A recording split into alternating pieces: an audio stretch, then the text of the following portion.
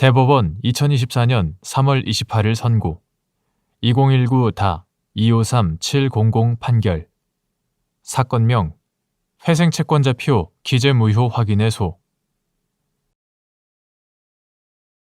1. 채무자 회생 및 파산에 관한 법률 제255조 제1항에서 정한 확정 판결과 동일한 효력의 의미 존재하지 아니하거나 이미 소멸한 회생채권이 이의 없이 확정되어 회생채권자표에 기재되어 있는 경우 무효 확인의 판결을 얻어 이를 바로잡을 수 있는지 여부, 적극 및 회생채권자표가 작성된 회생 절차가 종료된 후에도 채무자가 회생채권자표 기재에 관한 무효 확인의 소를 제기할 수 있는지 여부, 한정 적극 채무자 회생 및 파산에 관한 법률 이하 채무자 회생법이라 한다. 채무자 회생법 제255조 제1항은 회생채권에 기하여 회생계획에 의하여 인정된 권리에 관한 회생채권자표의 기재는 회생계획 인가의 결정이 확정된 때 채무자, 회생채권자, 회생담보권자, 주주, 지분권자 등에 대하여 확정 판결과 동일한 효력이 있다라고 규정하고 있다.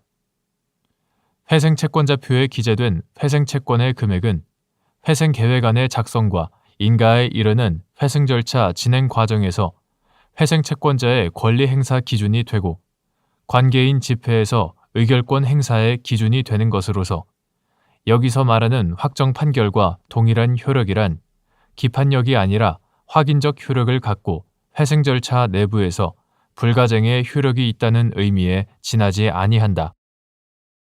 따라서 존재하지 아니하거나 이미 소멸한 회생채권이 이의 없이 확정되어 회생채권자표에 기재되어 있더라도 이로 인하여 권리가 있는 것으로 확정되는 것은 아니므로 이것이 명백한 오류인 경우에는 회생법원의 경정결정에 의하여 이를 바로잡을 수 있고 회생 절차 내부에서는 더 이상 다툴 수 없다고 하여도 채무자 회생법에서 마련하고 있는 절차 외에 다른 절차에 의해 다투는 것까지 금지되는 것은 아니어서 무효 확인의 판결을 얻어 이를 바로잡을 수 있다.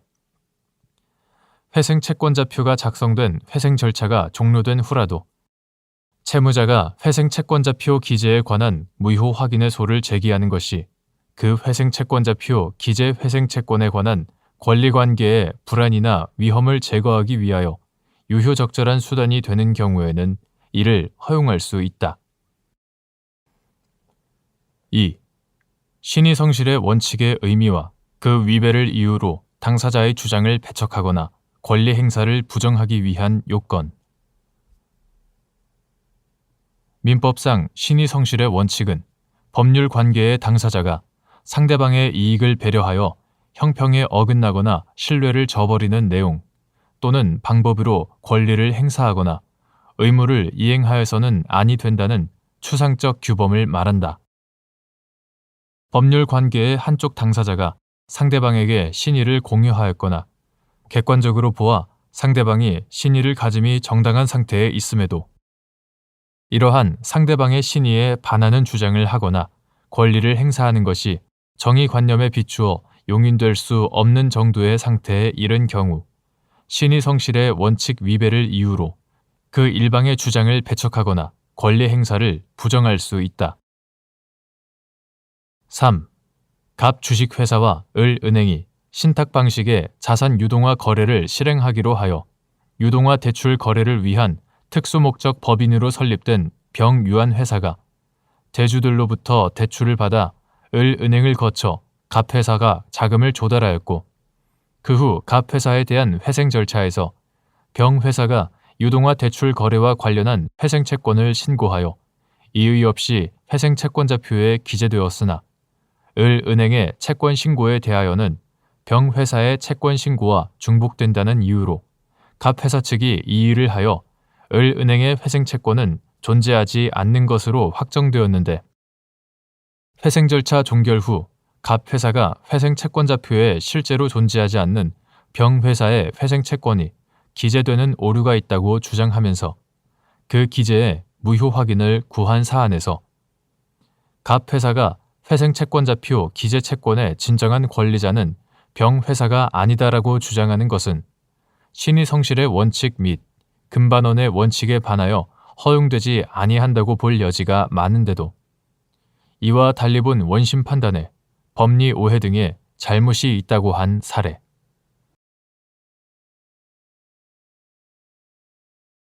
대법원 2024년 3월 28일 선고 2023-252-209 등 판결. 사건명 이사회 결의 부존재 및 무효 확인 등. 학교 법인이 해산하여 청산인이 선임된 경우 해산 전 이사들로 구성된 이사회가 청산인을 해임할 권한이 있는지 여부. 원칙적 소극. 사립학교법은 학교법인의 이사회에서 임원의 임면에 관한 사항을 심의, 의결하도록 한다. 제16조 제1항 제4호. 그런데 학교법인은 해산한 경우 청산의 목적 범위 내에서 권리, 의무의 주체가 되고 사립학교법 제42조 제1항, 민법 제81조 참조. 그 청산인은 학교법인의 사무집행기관이자 대표기관으로서 이사에 가름하여 청산의 목적 범위 내에 있는 학교법인의 모든 사무를 처리할 권한을 가진다. 사립학교법 제42조 제1항, 민법 제87조 참조. 따라서 학교법인이 해산하여 청산인이 선임된 후에는 법원, 민법 제84조 참조, 법원 또는 청산인회, 사립학교법 제42조 제2항, 제18조, 제16조 제1항 제4호 참조, 법원 또는 청산인회에 청산인을 해임할 권한이 있을 뿐 해산하기 전에 이사들로 구성된 이사회에는 특별한 사정이 없는 한 청산인을 해임할 권한이 없다.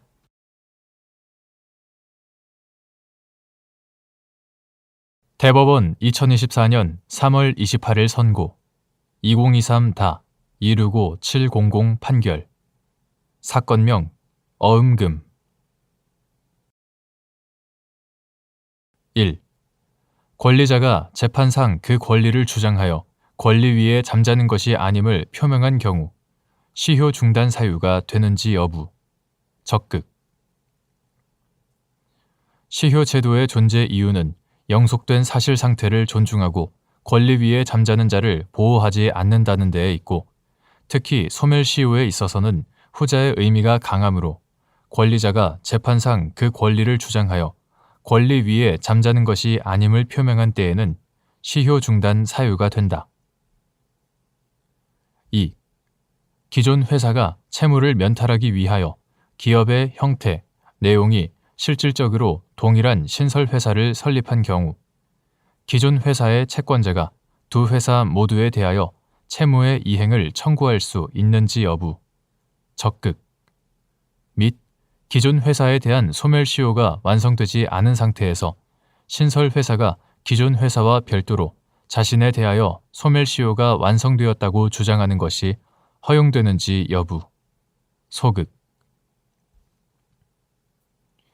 기존 회사가 채무를 면탈하기 위하여 기업의 형태, 내용이 실질적으로 동일한 신설회사를 설립하였다면 신설회사의 설립은 기존 회사의 채무 면탈이라는 위법한 목적 달성을 위하여 회사 제도를 남용한 것에 해당한다.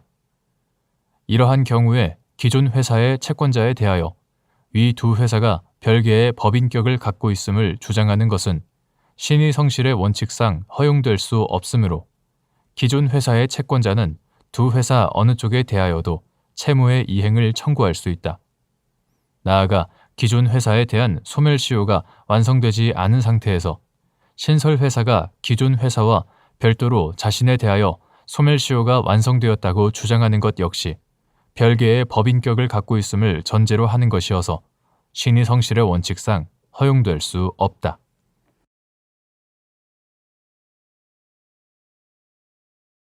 대법원 2024년 3월 28일 선고 2023-308-911 판결. 사건명 부당이득금. 1. 채무를 면하는 경우와 같이 어떠한 사실의 발생으로 당연히 발생하였을 손실을 보지 않는 것이 부당이득이 성립하기 위한 요건인 이익에 해당하는지 여부. 적극. 법률상 원인 없이 타인의 재산 또는 노무로 인하여 이익을 얻고 이로 인하여 타인에게 손해를 입힌 자는 그 이익을 반환하여야 한다. 민법 제741조. 이러한 부당이득이 성립하기 위한 요건인 이익을 얻은 방법에는 제한이 없다. 채무를 면하는 경우와 같이 어떠한 사실의 발생으로 당연히 발생하였을 손실을 보지 않는 것과 같은 재산의 소극적 증가도 이익에 해당한다. 2.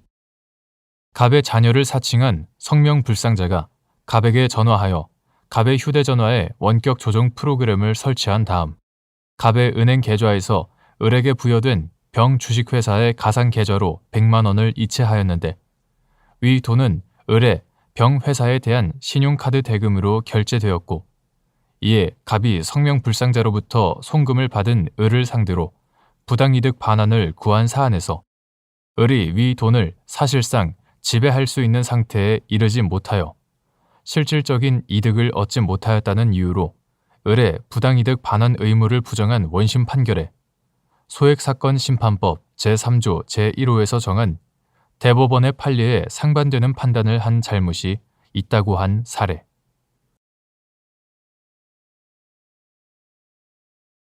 대법원 2024년 4월 4일 선고 2022-239-131 등 판결. 사건명 정산금 등 1. 유효하게 성립한 계약상 책임을 공평의 이념, 신의칙과 같은 일반 원칙에 의하여 제한할 수 있는지 여부. 한정 적극.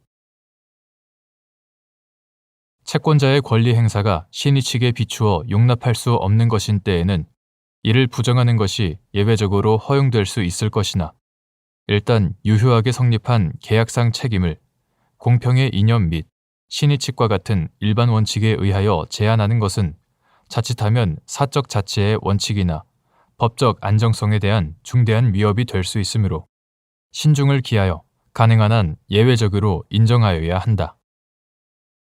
2.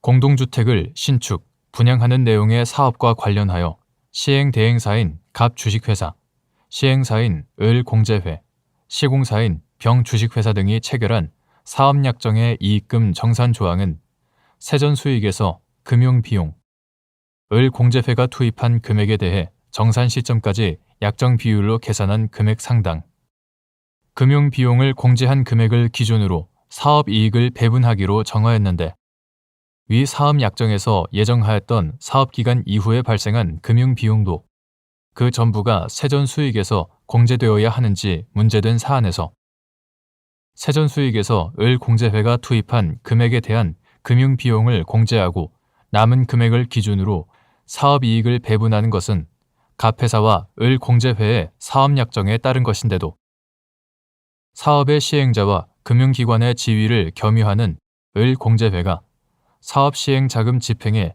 주도적인 역할을 하였다는 등의 사정만을 근거로 공평과 신의 성실의 원칙에 따라 위 이익금 정산 조항의 효력을 일부 제한하여 금융비용 중 사업약정에서 예정하였던 사업기간 이후에 발생한 금액은 일부만 세전이익에서 공제하는 것이 타당하다고 본 원심 판단에 법리 오해 등의 잘못이 있다고 한 사례.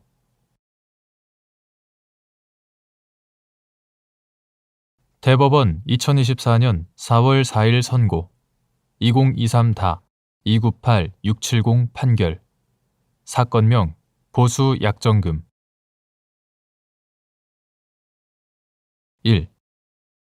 북한 주민이 상속 등으로 취득한 재산 그 자체는 물론이고 그 재산을 처분한 대가로 얻은 재산을 처분하는 행위 역시 남북 주민 사이의 가족관계와 상속 등에 관한 특례법 제15조에 따라 재산 관리인을 통하지 않은 경우 무효인지 여부.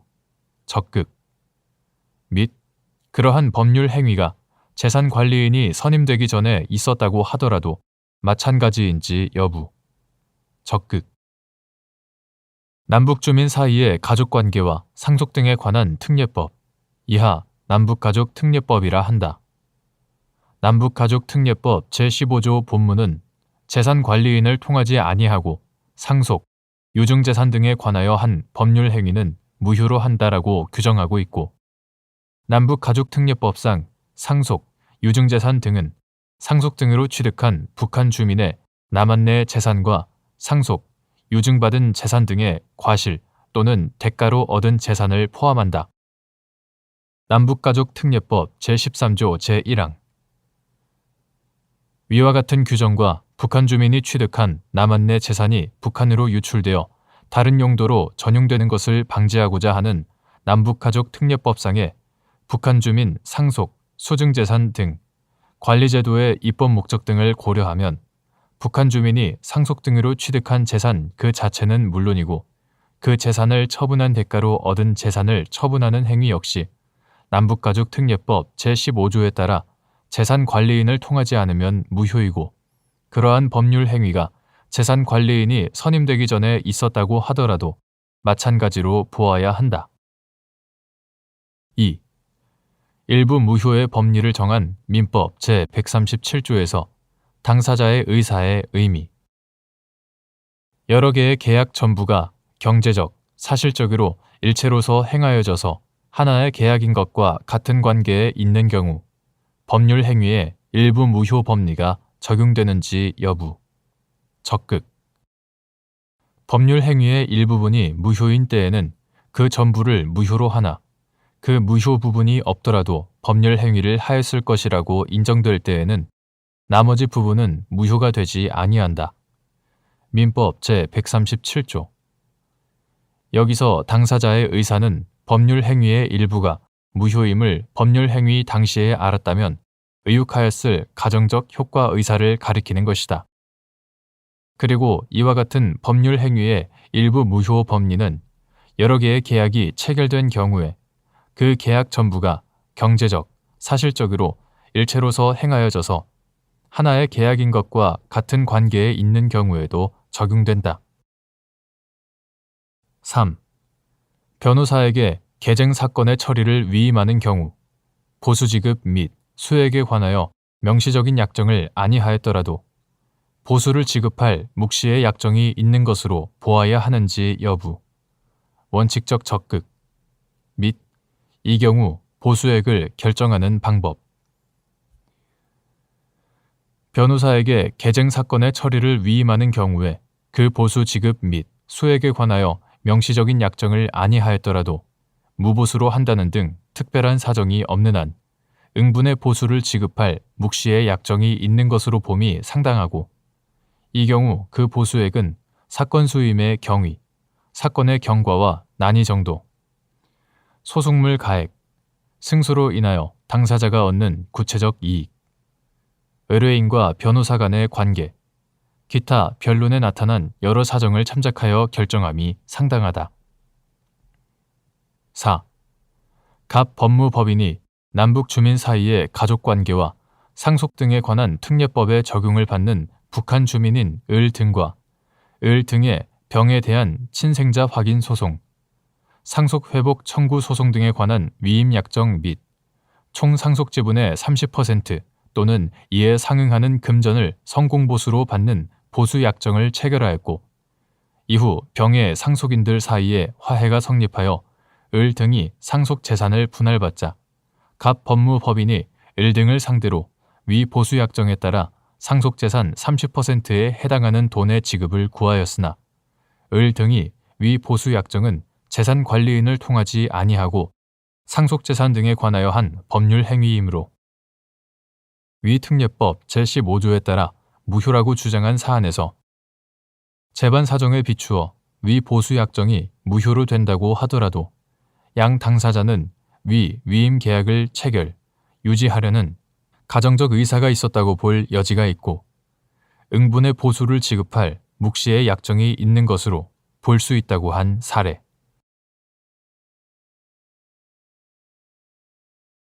대법원 2024년 4월 4일 선고 2022-56661 판결. 사건명 입학 전형 이의 신청 거부 처분 및 불합격 처분 취소의 소. 1.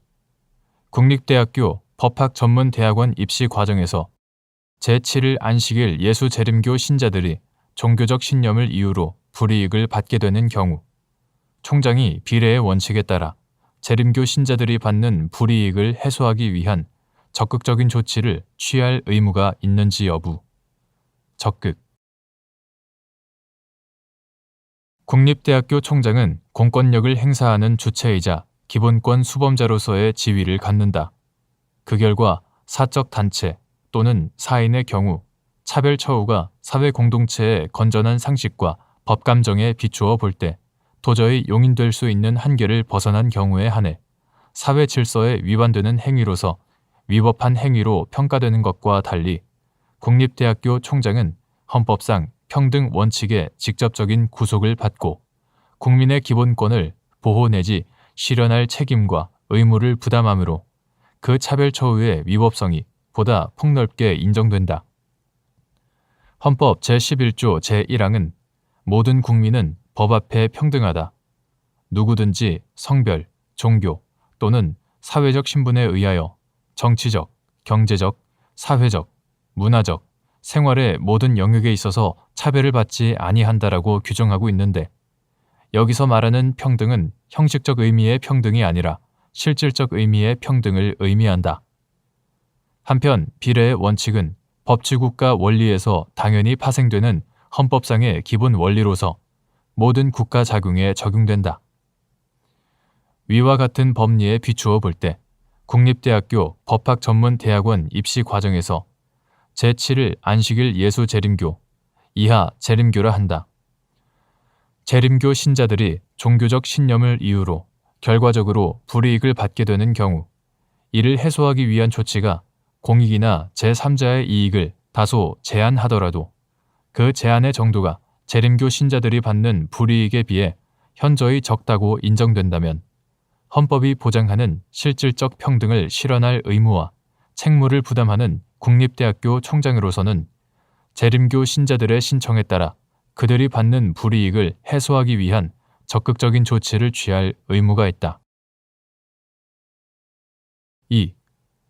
국립대학교 법학전문대학원에 입학원서를 제출한 제7일 안식일 예수 재림교 신자 갑이 1단계 서류 전형 평가 합격 통지와 함께 토요일 오전반으로 면접고사 일정이 지정되자 토요일 일몰 전에 세속적 행위를 금지하는 안식일에 관한 종교적 신념을 지키기 위해 면접 일정을 토요일 오후 마지막 순번으로 변경해 달라는 취지의 이의 신청서를 제출했으나 총장이 이를 거부하고 면접 평가에 응시하지 않은 갑에게 불합격 통지를 한 사안에서 갑의 면접 일시 변경을 거부함으로써 갑이 종교적 신념을 이유로 받게 된 중대한 불이익을 방치한 총장의 행위는 헌법상 평등 원칙을 위반한 것으로 위법하고 위법하게 지정된 면접 일정에 응시하지 않았음을 이유로 한 불합격 처분은 취소되어야 한다고 한 사례.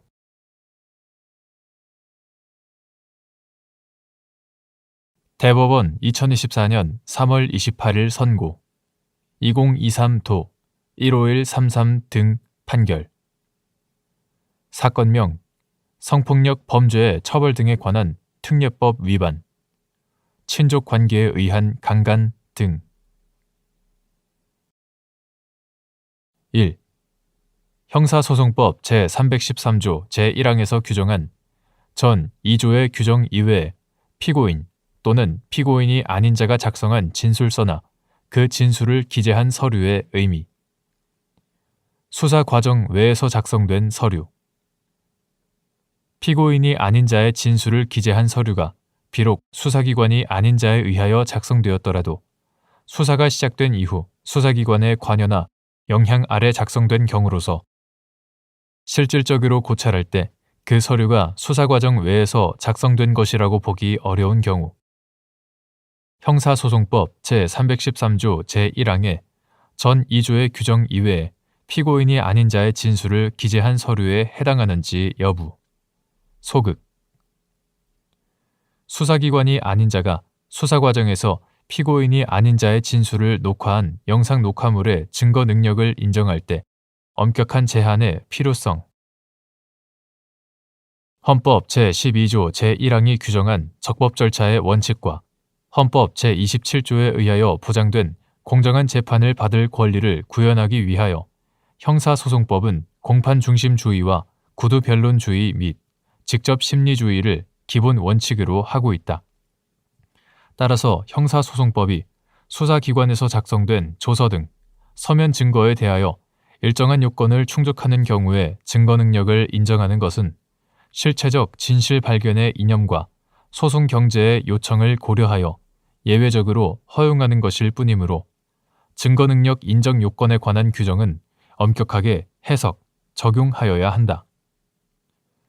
형사소송법은 제310조의 2에서 원칙적으로 전문 증거의 증거 능력을 인정하지 않고 제311조부터 제316조까지 정한 요건을 충족하는 경우에만 예외적으로 증거 능력을 인정한다. 형사소송법 제311조는 법원 또는 법관의 조서에 증거 능력에 관하여 규정하고 제312조 제1항 내지 제3항은 검사 또는 검사 이외의 수사기관이 작성한 피의자 신문조서의 증거 능력에 관하여 규정한다. 형사소송법 제312조 제4항은 검사 또는 사법경찰관이 피고인이 아닌 자의 진술을 기재한 조서에 대하여 적법한 절차와 방식에 따라 작성된 것으로서 실질적 진정 성립이 증명되고 반대신문이 보장되며 진술이 특히 신빙할 수 있는 상태 하에서 행하여졌음이 증명된 때에 한하여 증거 능력을 인정한다. 형사소송법 제312조 제5항은 피고인 또는 피고인이 아닌 자의 진술서가 수사 과정에서 작성된 경우 같은 조 제1항 내지 제4항을 준용한다.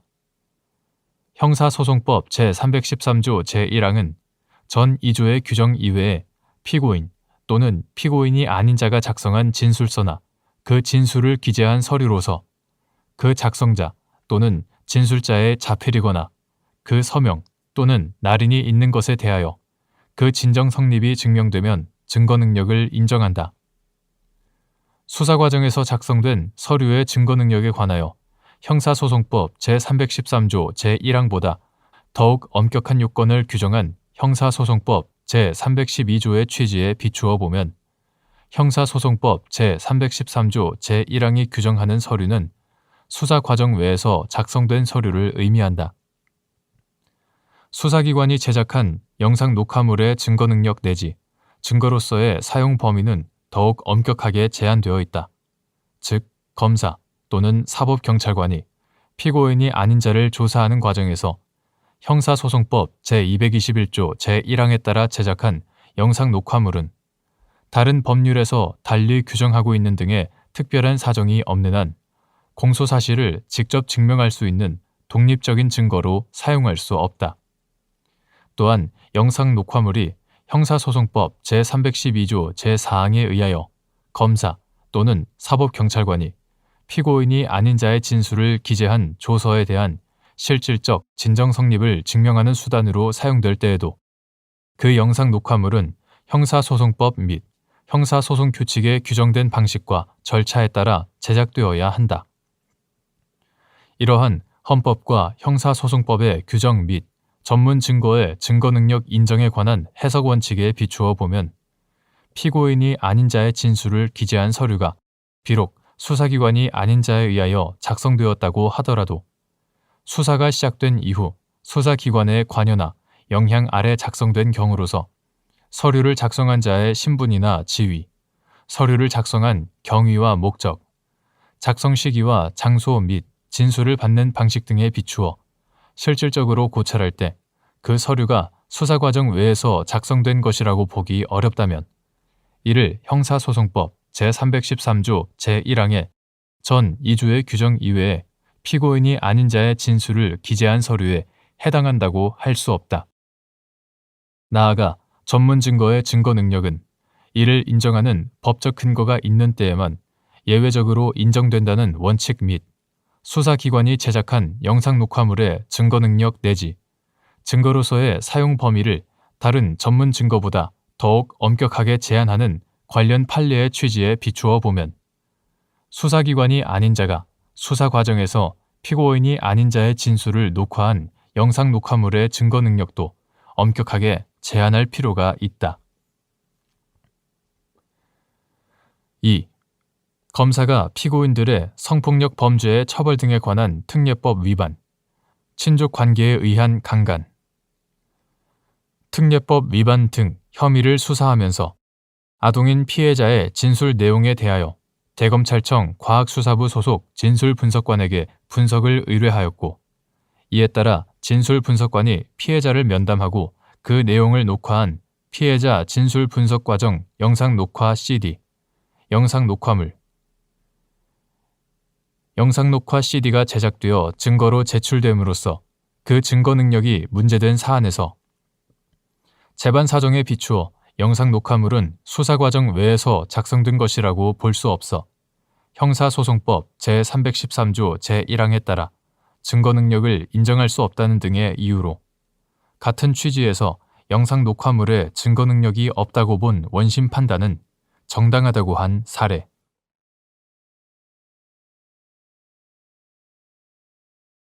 대법원 2024년 3월 29일자 2024터 2 결정.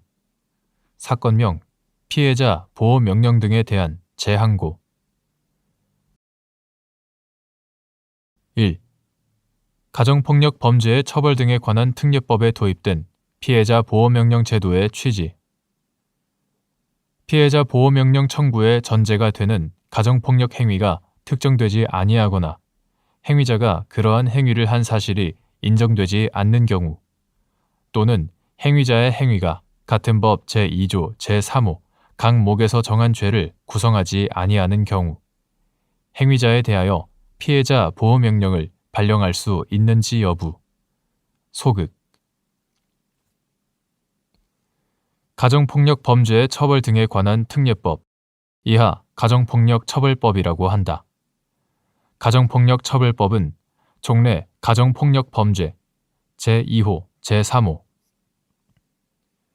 종래 가정폭력범죄에 대해서 검사가 가정보호사건으로 처리하고 관할 법원에 송치하거나 제11조 송치하거나 법원이 가정폭력 행위자에 대한 피고사건을 심리한 결과 관할 법원에 송치한 사건 제12조 사건을 전제로 판사가 심리를 거쳐 하는 보호처분 제40조 제1항 보호처분만을 규정하고 있었다. 그러나 2011년 7월 25일 법률 제10921호로 도입된 피해자 보호명령 제도는 피해자가 가정폭력 행위자와 시간적, 공간적으로 밀착되어 즉시 조치를 취하지 않으면 피해자에게 회복할 수 없는 피해를 입힐 가능성이 있을 때 수사기관과 소추기관을 거치지 않고 스스로 안전과 보호를 위하여 직접 법원에 보호를 요청할 수 있도록 하는 한편, 그러한 명령을 위반한 경우에는 형사처벌을 함으로써 피해자 보호를 강화하려는 취지에서 도입되었다. 이처럼 가정폭력처벌법상 가정보호처분과 피해자 보호명령은 절차와 결정의 내용 등에서 차이가 있으나 가정폭력처벌법에서 피해자 보호명령의 발령 요건으로 가정폭력 행위자일 것을 정하고 있고 제55조의 2, 제1항 피해자 보호명령을 위반한 가정폭력 행위자에 대하여 형사처벌을 예정하고 있는 점을 감안하면 제63조 제1항 제2호 피해자 보호명령 청구의 전제가 되는 가정폭력 행위가 특정되지 아니하거나 행위자가 그러한 행위를 한 사실이 인정되지 않는 경우, 또는 행위자의 행위가 가정폭력처벌법 제2조 제3호 각 목에서 정한 죄를 구성하지 아니하는 경우에는 행위자에 대하여 피해자 보호명령을 발령할 수 없다. 2. 가정폭력 범죄의 처벌 등에 관한 특례법에 피해자 보호 명령 사건 심리 기일의 지정 및 고지에 관한 규정을 둔 취지. 행위자에게 피해자 보호 명령 사건의 요지를 미리 고지하거나 피해자 보호 명령 청구서 부분을 송달하고 보조인을 선임할 수 있다는 취지를 미리 고지하지 않은 채 심리 절차를 진행한 후 피해자 보호 명령을 발령한 경우 재판에 영향을 미친 법령 위반에 해당하는지 여부. 원칙적 적극. 가정폭력 범죄의 처벌 등에 관한 특례법 이하 가정폭력처벌법이라고 한다. 가정폭력처벌법에 의하면 피해자 보호명령 사건을 담당한 판사는 심리기일을 지정하고 가정폭력 행위자를 소환하여야 하며 이 경우 판사는 피해자 보호명령 사건의 요지 및 보조인을 선임할 수 있다는 취지를 미리 고지하여야 한다. 제55조의 7, 제30조 제1항 가정폭력처벌법에 위와 같은 규정을 둔 취지는 피해자 보호명령 제도의 성격, 제1조 피해자 보호명령을 위반한 가정폭력 행위자에 대하여 형사처벌을 예정하고 있고 피해자 보호명령이 내려진 후 행위자가 불복하더라도 집행정지의 효력이 없는 점, 제55조의 8, 제3항, 제53조 가정폭력 행위자로 인정되어 피해자 보호명령을 받고 이를 이행하지 않은 이상 피해자 보호명령의 전제가 된 가정폭력 행위에 대하여 무죄 판결을 선고받아 확정되더라도 가정폭력처벌법 제63조 제1항 제2호의 보호처분 등의 불이행죄 성립에 영향이 없는 점 등에 비추어 피해자 보호명령의 심리 절차에서 행위자의 방어권을 보장할 필요가 있기 때문이다. 이에 따라 가정보호심판규칙에서는 행위자 등의 소환은 소환장의 송달에 의하고 제67조의 13, 제1항 소환장에는 사건명, 피해자와 행위자의 성명 및 소환되는 사람의 성명, 피해자 보호명령 사건에 관하여 소환되는 뜻, 출석할 일시와 장소 등을 기재하고 판사가 기명날인하여야 하며 같은 조 제2항 행위자에게 제1회 심리기일 소환장을 송달할 때에는 피해자 보호명령 청구서 부분을 함께 송달해야 하는 것으로 정하고 있다. 같은 조 제3항 본문 위와 같은 피해자 보호명령 사건 심리기일의 지정 및 고지에 관한 법규의 내용과 취지에 비추어 보면 행위자에게 피해자 보호명령 사건의 요지를 미리 고지하거나 피해자 보호명령 청구서 부분을 송달하고 보조인을 선임할 수 있다는 취지를 미리 고지하지 않은 채 심리 절차를 진행한 후 피해자 보호명령을 발령하였다면 심리 과정에서 행위자의 방어권이 본질적으로 침해되지 않았다고 볼 만한 특별한 사정이 없는 한 법원의 이러한 잘못은 재판에 영향을 미친 법령 위반에 해당한다.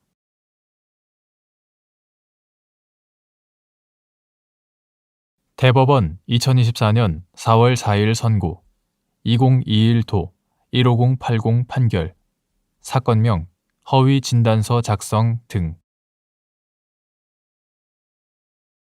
허위 진단서 작성죄의 성립 요건 미필적 고의의 요건 및 행위자가 범죄 사실이 발생할 가능성을 용인하고 있었는지 판단하는 방법 의사 등이 사망 진단서를 작성할 당시 기재한 사망 원인이나 사망의 종류가 허위인지 또는 의사 등이 그러한 점을 인식하고 있었는지 판단하는 방법.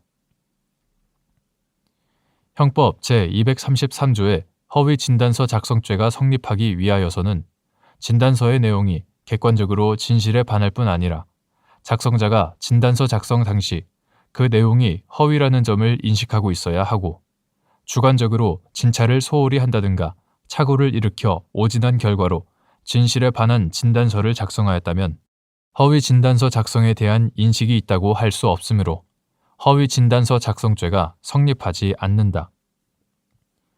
고의의 일종인 미필적 고의는 중대한 과실과는 달리 범죄 사실의 발생 가능성에 대한 인식이 있고 나아가 범죄 사실이 발생할 위험을 용인하는 내심의 의사가 있어야 한다.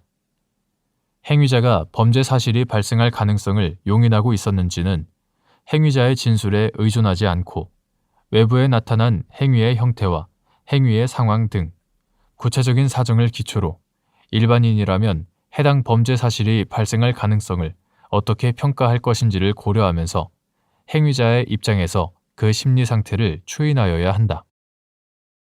의사 등이 사망 진단서를 작성할 당시 기재한 사망 원인이나 사망의 종류가 허위인지 또는 의사 등이 그러한 점을 인식하고 있었는지는 임상의학 분야에서 실천되고 있는 의료 수준 및 사망 진단서 작성 현황에 비추어 사망 진단서 작성 당시까지 작성자가 진찰한 환자의 구체적인 증상 및 상태 변화, 시술, 수술 등 진료 경과 등을 종합하여 판단하여야 한다. 특히 부검을 통하지 않고 사망의 의학적 원인을 정확하게 파악하는 데에는 한계가 있으므로 부검 결과로서 확인된 최종적 사인이 이보다 앞선 시점에 작성된 사망 진단서에 기재된 사망 원인과 일치하지 않는다는 사정만으로 사망 진단서의 기재가 객관적으로 진실에 반한다거나 작성자가 그러한 사정을 인식하고 있었다고 함부로 단정하여서는 안 된다.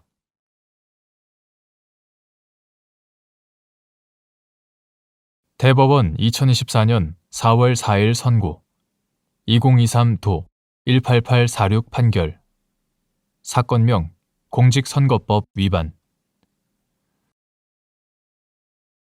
공직선거법 제113조에서 기부행위를 제한하는 취지 예비후보자 공약집이 공직선거법에서 규율하는 기부행위의 객체에서 제외되는지 여부 소극 공직선거법에서의 기부행위는 원칙적으로 당사자 일방이 상대방에게 무상으로 금전, 물품, 기타 재산상 이익의 제공, 이익 제공의 의사표시 또는 그 제공을 약속하는 행위를 말한다. 공직선거법 제112조 제1항 공직선거법 제113조에서 기부행위를 제한하는 취지는 기부행위가 후보자의 지지 기반을 조성하는 데에 기여하거나 매수 행위와 결부될 가능성이 높아 이를 허용할 경우 선거 자체가 후보자의 인물, 식견 및 정책 등을 평가받는 기회가 되기보다는 후보자의 자금력을 겨루는 과정으로 타락할 위험성이 있어 이를 방지하기 위한 것이다.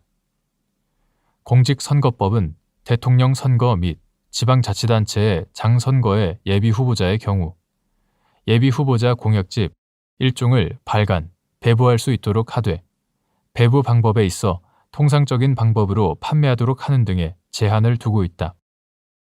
제60조의 4 제1항 이와 같이 공직선거법에서 기부행위 제한 규정과 별도로 예비후보자 공약집의 배부 방법 제한 규정을 두고 있다고 하여 예비후보자 공약집이 공직선거법에서 규율하는 기부행위의 객체에서 제외된다고 볼 수는 없다. 그 이유는 다음과 같다. 가. 공직선거법 제112조 제2항은 기부행위로 보지 아니하는 행위 중 하나로 제1호 라목에서 일정한 정당 행사에서 참석 당원 등에게 정당의 경비로 교재나 그 밖에 정당의 홍보 인쇄물 등을 제공하는 행위를 들고 있어 정당의 홍보 인쇄물도 원칙적으로 기부행위의 객체에 해당함을 전제로 그 예외를 규정하고 있다.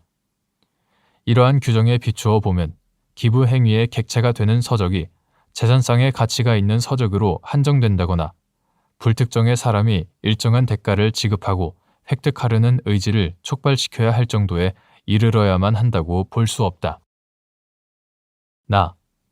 예비후보자 공약집은 예비후보자의 정책 등을 홍보하기 위한 것으로서 예비후보자의 지지 기반을 조성하는 데 기여하는 가치가 있는 물건이다. 공직선거법 제59조 단서 제1호 및 제60조의 3 제1항 제2호 제4호는 등록한 예비후보자에게 사전 선거운동으로 명함을 교부하거나 예비후보자 홍보물을 우편 발송하는 행위 등을 허용하는데 공직선거법 제60조의 4 제1항에서 규율하는 예비후보자 공약집은 명함이나 예비후보자 홍보물과는 달리 상당한 비용을 들여 도서의 형태로 발간되는 것이어서 이를 무상으로 배부하게 되면 자금력을 기반으로 상대적으로 우월한 홍보 활동과 효과적인 선거운동이 가능하게 되므로 결국 후보자의 자금력이 유권자의 후보자 선택에 관한 의사결정에 영향을 미칠 우려가 있다.